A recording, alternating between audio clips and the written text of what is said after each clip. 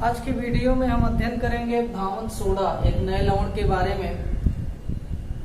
धावन soda या धोने का सोडा, रासायनिक नाम इसका है सोडियम कार्बोनेट डेकाहाइड्रेट और इसका सूत्र है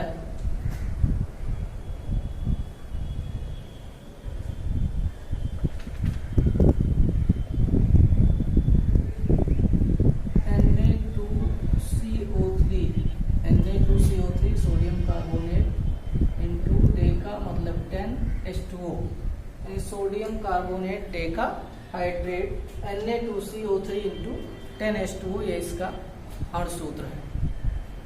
अब इसके बाद इसके अणुसूत्र में आप देखेंगे कि 10H2O यानी जल के जो 10 अणु हैं वो इसके सूत्र में शामिल हैं।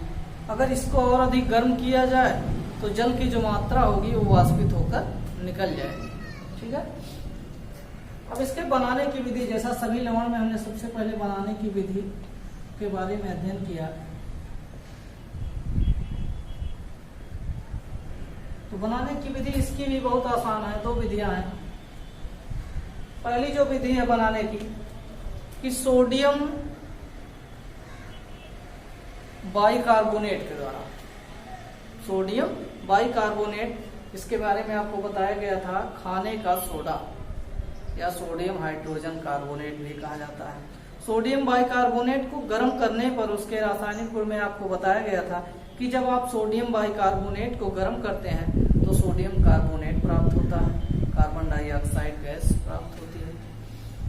अब इसी प्रकार से जब हम सोडियम बाइकार्बोनेट को गर्म करेंगे तो सोडियम कार्बोनेट प्राप्त होगा और उस सोडियम कार्बोनेट को पुनः जल में हम घोल देते हैं और घोलने के बाद पुनः उसका क्रिस्टलीकरण करते हैं। क्रिस्टलीकरण का मतलब कि जल की उसकी उतनी मात्रा उसमें से बाहर हो जाए कि जिसमें से केवल वो ठोस के रूप में बचे, यानी कि जल की कुछ नमी उसमें शेष रहेगी और वही 10H2O के रूप में मौजूद रहेगी।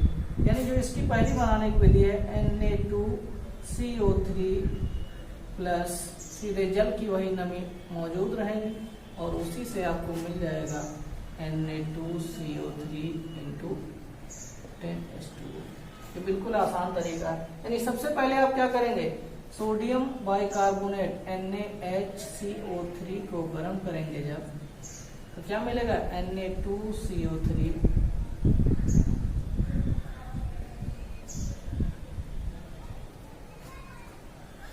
Na2CO3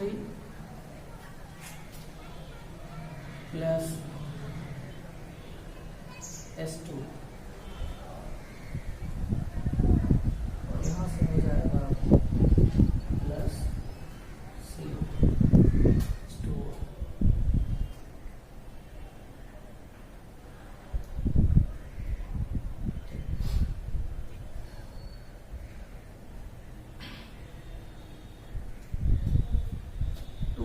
NaHCO3 Na2CO3 plus H2O, यानी कि इस प्रकार से आपको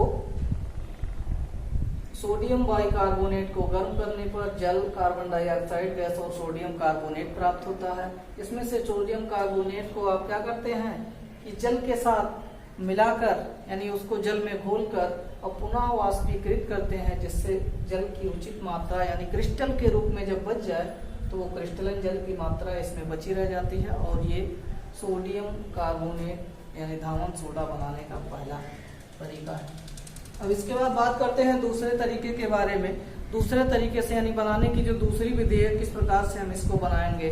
दूसरी जो विधि है कास्टिक सोडा से NaOH के द्वारा, NaOH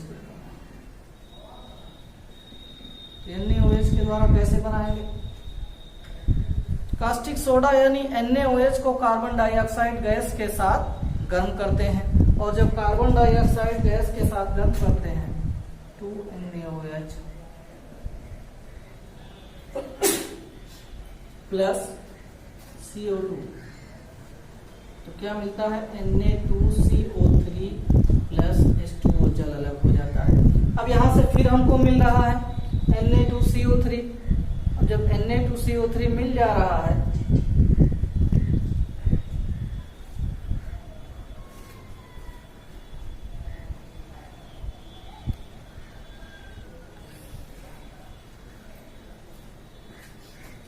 तो जब यहाँ पर हमको Na2CO3 मिल जा रहा है, अब इसी Na2CO3 को फिर जो ये विधि है, प्रोसेस है, वहां अपनाएंगे।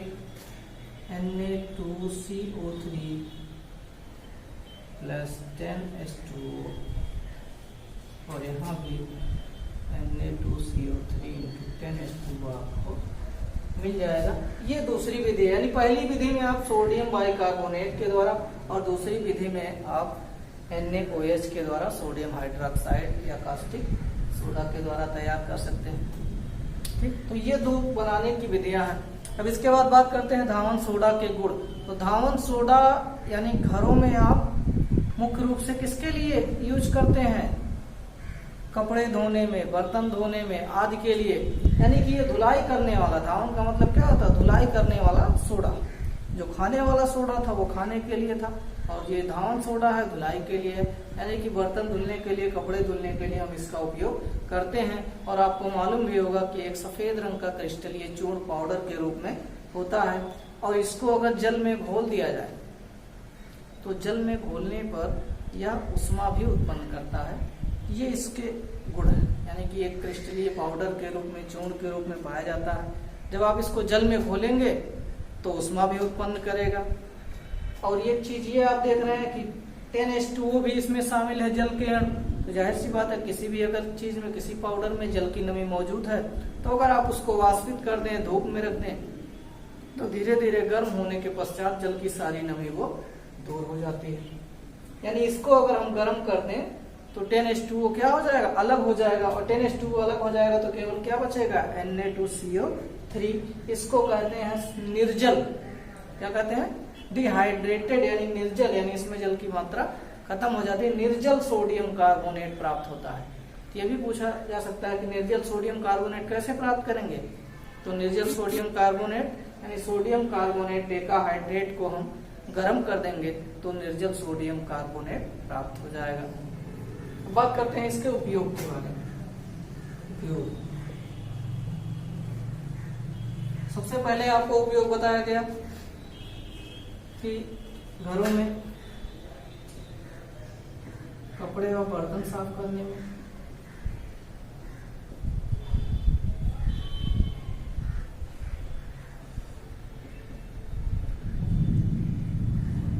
कपड़े और बर्तन साफ करने में इसका उपयोग किया जाता है। इसका उपयोग किया जाता है कांच और साबुन बनाने में, कांच व साबुन के निर्माण में।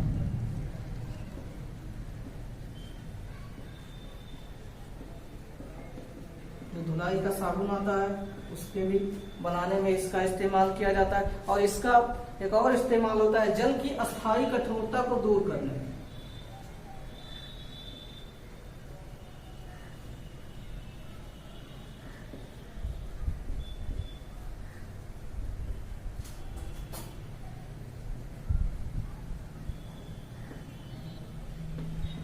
जल की अस्थायी कठोरता को दूर करने में भी इसका उपयोग किया जाता है।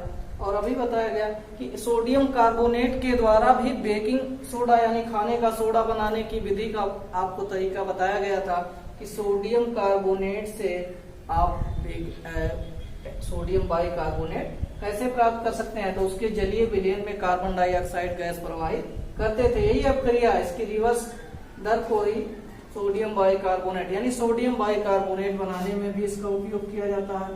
बोरेक्स बनाने में इसका उपयोग किया जाता है। सोडियम बाइकार्बोनेट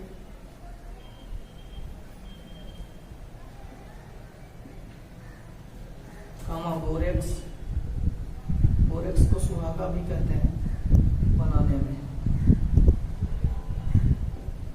यानी बोरेक्स बनाने में, सोडियम बाइकार्बोनेट बनाने में, ये सब इसके उपयोग है।